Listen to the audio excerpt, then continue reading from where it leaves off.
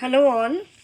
Today, in the memory of the World Poetry Day, it is my earnest wish to present a very strong, very powerful, haunting poetry of Maya Angelou, whom I call my diva and my inspiration in the truest sense. And March also being the Women's History Month, it is my pleasure and honor, my privilege to present before you this very powerful poetry, which is part of Maya Angelou's collection of essays, Letter to My Daughter. So it is a collection which is dedicated not only to Maya Angelou's journey of womanhood, her journey of discovering herself, but also her writings, like all the outpourings and all poetry and prose that she accumulated over the years,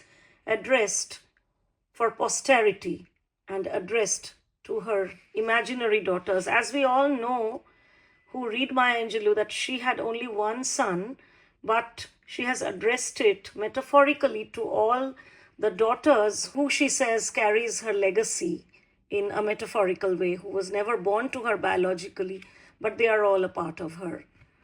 And the poem's title is Surviving. That's the name of the chapter in which the poem is placed. So the poem goes like this, without further ado. Where the winds of disappointment dash my dream house to the ground, and anger, octopus-like, wraps its tentacles around my soul, I just stop. I just stop myself. I stop in my tracks and look for one thing that can heal me. I find in my memory one child's face, any child's face, looking at a desired toy with sweet surprise, a child's face with hopeful expectation in his eyes. The second I realize I'm gazing at a face sweet with youth and innocence, I'm drawn away from gloom and despair into the pleasing climate of hope. Each time my search for true love leads me to the gates of hell, where Satan waits with open arms, I imagine the laughter of woman friends.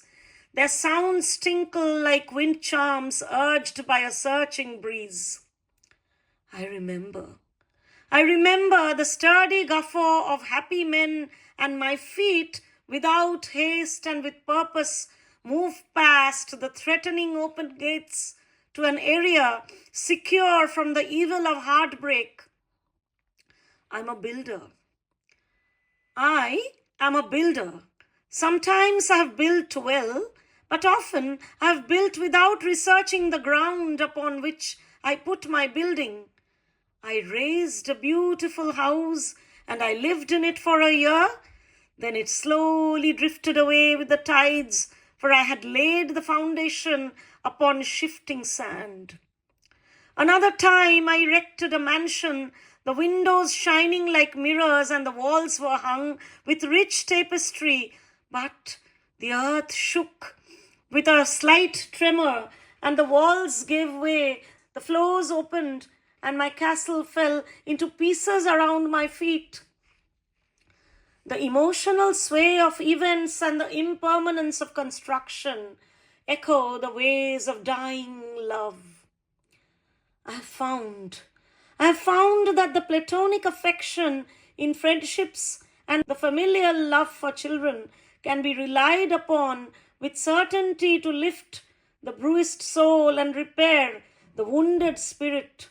And I'm finished with erotic romance until.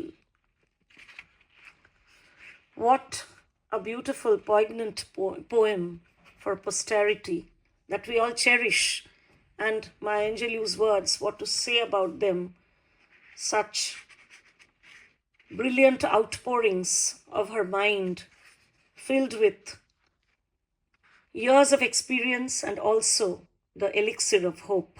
So with hope of finding space in a better world, with hope shining for our progeny, for the next generation, Here, my tribute to my diva on the occasion of World Poetry Day, and also my dedication for the Women's History Month, which is in March.